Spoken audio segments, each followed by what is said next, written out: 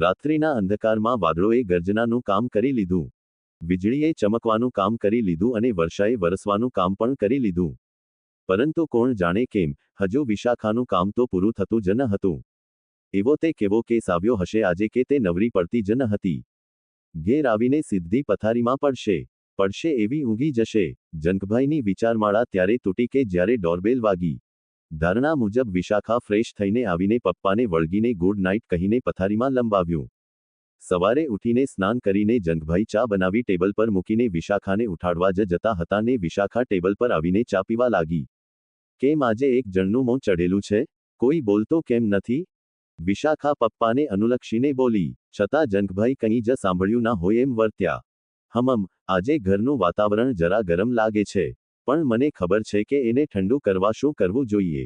આજે તો દુનિયા જખમારે. બસ હું ને મારા પપ્પા આખો દિવસ જોડે ને જોડે રહીશું.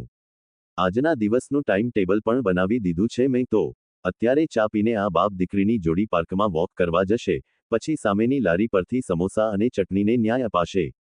બપોરે એકાદ મસ્ત મૂવી જોવાનું. રાતે ડિનર લઈને ઘેર. છે ને આ તમારી વિશુનો મજેદાર પ્રોગ્રામ? જંકભાઈ એની આ લાડકી દીકરીની વાતો સાંભળતા રહ્યા. હસતા એમણે મુખ સંમતિ આપી દીધી. જસવંતીના ગયા પછી વિશાખાને એકલે હાથે ખૂબ લાડથી ઉછેરીને મોટી કરી હતી એમણે. પોતાનો ગમો અણગમો વ્યક્ત કરવાનો પૂરેપૂરો હક્ક હતો એમનો. પણ આ મીઠડી દીકરીથી ઝાઝી વાર સુધી અબોલા પણ તો નહોતા લઈ શકતા જંકભાઈ. એમને મન તો એ જ એમની નાનકડી દુનિયા હતી. આમ ને આમ આ બે જણાનું સંસારનું ગાડું ચાલતું હતું. છેલ્લા કેટલાક દિવસોથી જંકભાઈ ઉદાસ રહેતા હોય એવું વિશાખાને લાગતું હતું. જોબથી આવીને આજે તો પપ્પાને ચોક્કસથી એમની ઉદાસીનું કારણ પૂછવું છે એવું મનોમન નક્કી કરીને વિશાખા જોબ પર જવા રવાના થઈ. જંકભાઈના ભૂતપૂર્વ દિવસોમાં ડોકીઓ કરીએ તો તેઓ એમના જમાનામાં ખૂબ કમાયા. ખૂબ મોટો બંગલો લીધો એ એમની કરેલી મહેનતની સાક્ષી અને પુરાવો છે. ઘરમાં નોકરચાકર અને એમને રહેવા માટે પણ આઉટહાઉસ બનાવેલું હતું. મિત્રો પણ ઘણા હતા, પરંતુ સમયાંતરે મિત્રોની યાદી ઘટવા લાગી. પછી તો જંકભાઈ અને વિશુની દુનિયા જ બચી. ઘરમાં નોકર હોવા છતાં રોજ પપ્પાના હાથની જ ચા પીવા ટેવાયેલી વિશાખા આજે સમય કરતાં થોડી વહેલી નીકળી ગઈ. સાંજે પાછા વળતા વિશાખાએ પપ્પાને એક વૃદ્ધાશ્રમમાંથી બહાર નીકળતા જોયા. કોઈ પણ જાતના વિચાર કરવામાં વિલંબ કર્યા વગર વિશાખાએ પોતાની કાર સીધી વૃદ્ધાશ્રમના પાર્કિંગમાં જ પાર્ક કરી દીધી. જોયું તો એક દાદા જેવા દેખાતા માણસને બાંકડા પર બેઠેલા જોયા. ચહેરો થોડો જાણીતો લાગ્યો. બાજુમાં બેસીને ધ્યાનથી એ ચહેરાને જરા ઝીણવટથી જોયો.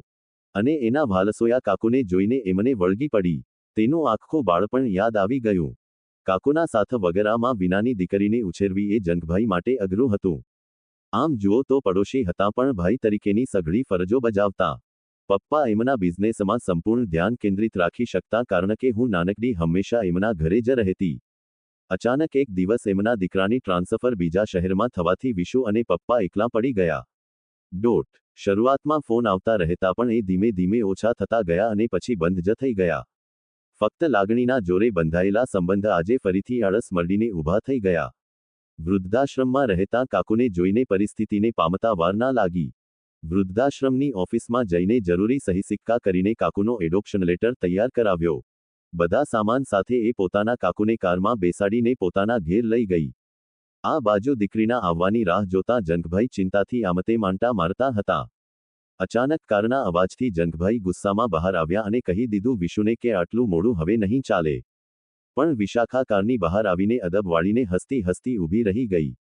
જંકભાઈને નવાઈ લાગી. પપ્પા, જરા શાંત થાઓ તો એક વાત કરું.